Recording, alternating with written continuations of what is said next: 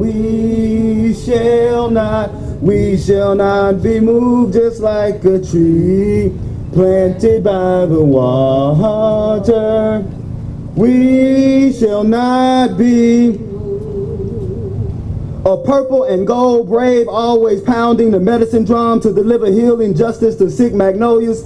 Medgar sold the policy of voter registration to ensure healthy civilization, for in the year that Emmett was drowned, Medgar was baptized in the waters of civil rights warfare, becoming an intellectual warrior in Mau Mau fashion.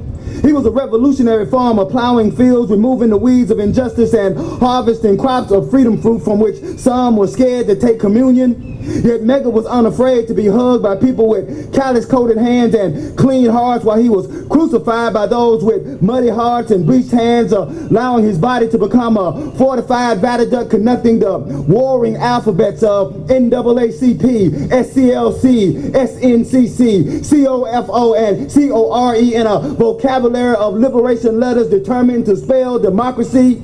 Often hated by a hierarchy, he played hopscotch over Hoover, who sailed and tapped in time to Roy Wilkins' self-hating square dance.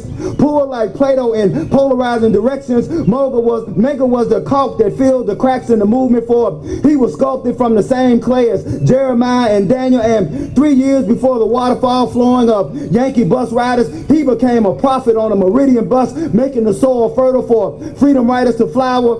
With the fire of the Old Testament prophets and tears raining like revolution, Medgar became the Pied Piper of truth and a trumpet sounding the stories of Clyde Kennard and Mac Parker, his words cutting the strings from the back of Negro leaders who were the puppets of the Sovereignty Commission, often frozen in their fear because lynching was more popular than baseball, and Mississippi loved to pass time with double lynchers that had more fans than double hitters and more season ticket holders than Oxford rebels, often selling postcards of perverted picnics populated by flesh-eating villagers.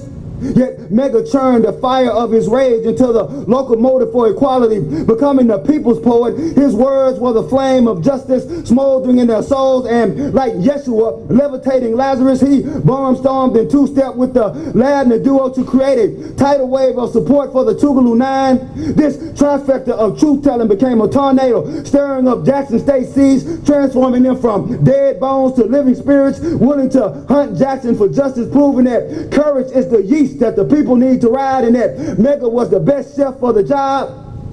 Constantly breakdancing on the battlefield to which we beat to beat a we shall not be moved. Medgar was the glue of the Crossroads, becoming a carpenter who could take 3 nails and some leftover wood to build a mansion hold enough to strong up all of the atoms and all of the E's under one big tent of humanity. Cafe campers and congregation welders, North End survivors and Shady Oaks highsiders, gun-toting lynch streeters and pulpit pimping preachers and hell raisers and Bible bathers and fraction fraternal orders and blessed praying peacemakers and tyrannical turncoat teachers and sharpened the Sunday students and easy greasy pinstripe city slickers and overall wearing cotton pickers and greenback chasers and overly zealous baby makers. Medgar made sure that the doors of the Church of Freedom were always open so that any soul in need could answer the phone of the Liberation Altar call. So now is the time to build a tabernacle to testify to the truth of how we got over that will turn this decaying corpse of a city into a timberland of triumphant trees, and no longer will the shadow of spineless eunuchs unable to give birth to our exodus keep us entombed in Mr. Charlie's cave with a college-certified handkerchief head guarding the door. So I'm finally shaking off the fur coat of fear and the concrete shoes of selfishness to walk across the bridge to liberty built by a man of steel and maintained by our own Wonder Woman. We shall not be moved.